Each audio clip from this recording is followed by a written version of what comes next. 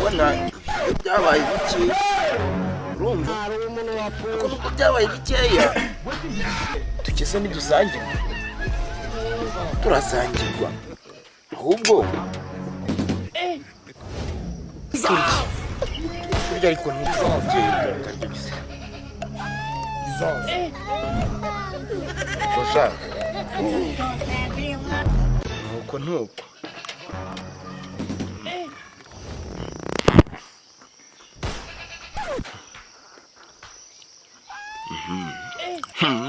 siyo guhingirwa siyo guhahirwa nyamara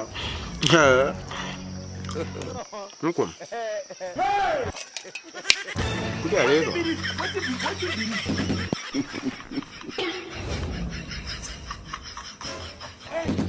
Hello. Hello.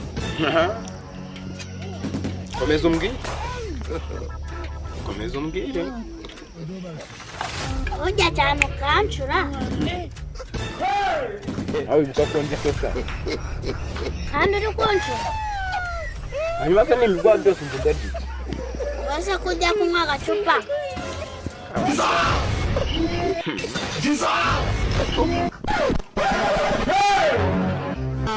naho birukanka ujya kuzana agafanta tunywe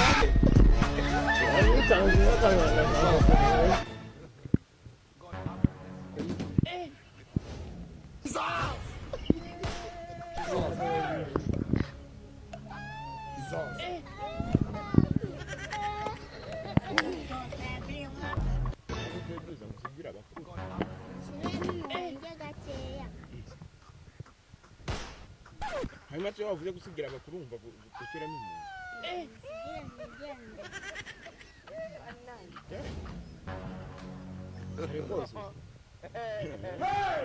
hanyuma se wavuze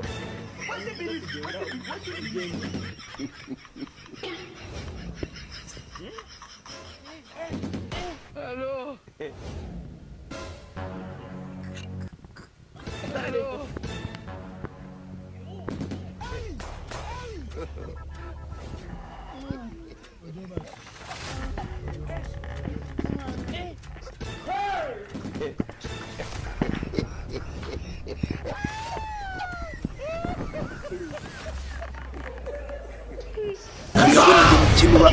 reka mvuge ngo ndi umukino wa nyuma hano ku isi ariko iyo ngize gutya narigwira ntabona k'icupa naryigoma najya kugura ku kanusu k'inyama abashyitsi nguba aribwa amaherezo bambwira ngo ndi papa bibazo ndi papa bisubizo twiriwe se mwankundiye urubwo nawe uraje urafata iki komera ntabwo komerana nuzutse se none ko witonganya byagenze utera hanya byancanze Mose maze karo tukitubizanya ese murabizi ndabona kugira uguri ndabi wawe bigoye reka nirwaneho ako mwese kuri murakuzi ntako nagize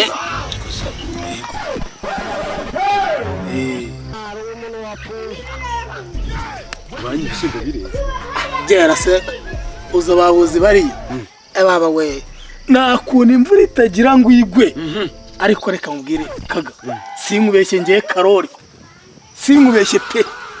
rwose kuvuga ngo ibishyimbo bizera ibyo biceceka ahubwo nari mugende muri kwaro nako wandusha koko erega nubundi wamungana kiruko winyabyo mu nzu niba ari nako kurumanga rwose kaga rwose nukuri pe narayimeze nabi nukuri pe dore n'umuntu rwose kaga gira rwose